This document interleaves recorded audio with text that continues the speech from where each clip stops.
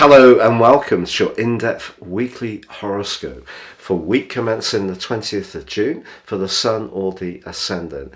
Going to give you the key themes to look out for as usual. Then please stay with me. I will dive deep to give you in forensic detail each of the 12 zodiac signs. If my energy seems slightly lower, I do have COVID, but I will do my best to outline all the key pieces of information for you. So as this week begins, the Sun just briefly forges a quincunx with Pluto. So the Sun on its last day in Gemini is in a rather tense angle to the planet of power.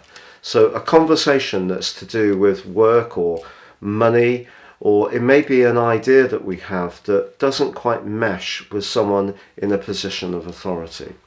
But by Tuesday we have the summer solstice and the beginning of cardinal quadrant 2. So this is the second 13-week period of the astrological year. And of course the sign of Cancer, which the Sun moves into, is very much about nurture, protection, security in its physical or emotional context, and our environment, something that we're all very passionate about these days. But just before the Sun moves, there is a quarter moon in the sign of Pisces, another water sign like the Sun, but its right angle to the Sun in Gemini just suggests that we need to choose our words with care this week. Now, one of the reasons for this is that early in the week, Venus, the planet of relating, is challenged by Saturn in the sign of Aquarius, and of course Saturn is in retreat now. So if we become more aware of a relationship where our values don't mesh with the other person, it could be that there could be quite a stumble or even a cold point between two people, whether it's in a business relationship or a personal one. Ironically, Venus actually forges a very penetrating link to Pluto, virtually at the same time, and that can tell us who is for us and where we can feel that connection in a meaningful way. But then on Thursday, Venus joins up with Mercury, which is still in the sign of Gemini, and that gives us an opportunity to work hard at the way we relate to people in the following 28 days. Now, towards the end of this week, the Sun, newly arrived in Cancer, does go into a square with Jupiter, which is kind of larger than life influence. Just important, of course, to deliver on what we might promise. So please stay with me for your individual forecast. But if you would like to ascend above this zodiac broadcast and understand how serious astrology can impact on your situation, if you give me 3 pieces of personal information of time, date and place of birth, I can give you a roadmap that can guide you for the rest of your life. Also, in my special package of 30% off, you can also get a 12-month forecast. Now, no 2 reports are the same. They're totally individual for you. Please see the link below. Finally, I'm very close to that 100,000 subs mark on YouTube. If you have subscribed, I'm so thankful. If you'd like to do so, I'd be very grateful. Please click or tap on the bell notification symbol.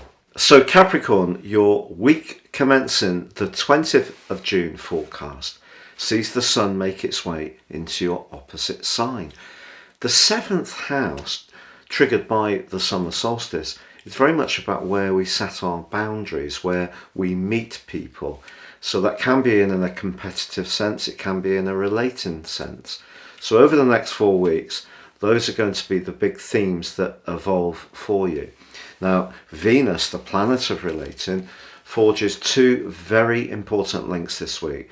One's very helpful with Pluto in your sign, and because Venus is in its home zone of Taurus when this occurs, this could be a time when you really feel the connection with someone in a very strong way.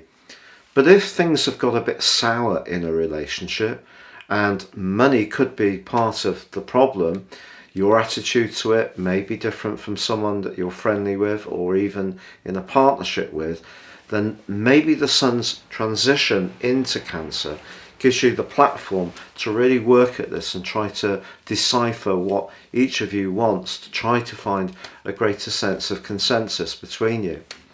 Now, there is also a terrific link between Jupiter and Mercury this week. So very much about deals, and something to do with a property matter could be quite favourable for some goats. But then later this week, Venus then transitions into your 6th house, and it's all about the more practical side of relationships. You know, obviously romance is lovely, but, you know, who does the washing up, who makes a contribution on the domestic front, who tends to be quite giving around those things, that could be something that you become more conscious of. But equally, in a relationship at work, your ability to get on with different types of people can actually really be boosted by this.